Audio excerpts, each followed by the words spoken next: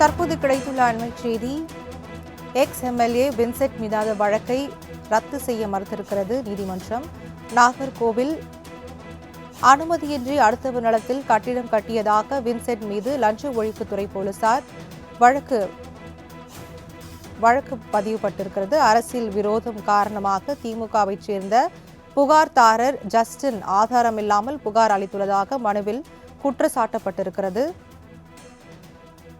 இது குறித்த கூடுதல் விவரங்களை எமது செய்தியாளர் கிருஷ்ணமூர்த்தியிடம் கேட்டு பெறலாம். வணக்கம் கிருஷ்ணமூர்த்தி, முழு விவரங்களை பதிவு பண்ணலாம். வணக்கம்.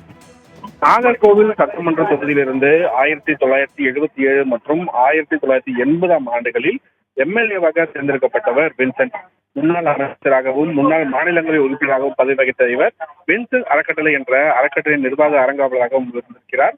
அறக்கட்டளை சார்பில் வெள்ளுக்குறி என்னும் இடத்தில் பொறியியல் கல்லூரி நடத்தப்படுகிறது. இந்த கல்லூரிக்காக உரிய அனுமதியின்றி தனது நிலத்தில் 3 மாடி கட்டிடத்தை கட்டியுள்ளதாகவும் அதற்கு திருநெல்வேலி நகரமைப்பு துறை உதவி இயக்குநர் நாகராஜன் உடந்தையாக செயல்பட்டுள்ளதாக ஜஸ்டின் என்பவர் புகார் அளித்திருந்தார்.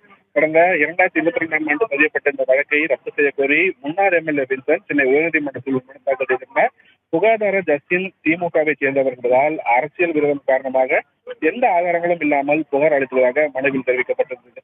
இந்த மனுவை விசாரித்த நீதிபதி ஜெயசந்திரன் முன்னாள் எம்எல்ஏவுக்கு எதிரான குற்றச்சாட்டுகளுக்கு போதுமான ஆதாரங்கள் உள்ளதால் வழக்கை நியாயமான முறையில் புலன் விசாரணை செய்ய புலன் விசாரணை அதிகாரியை அனுமதிக்க வேண்டும் எனவும் விசாரணையில் தலையிட எந்த காரணமும் இல்லை என கூறி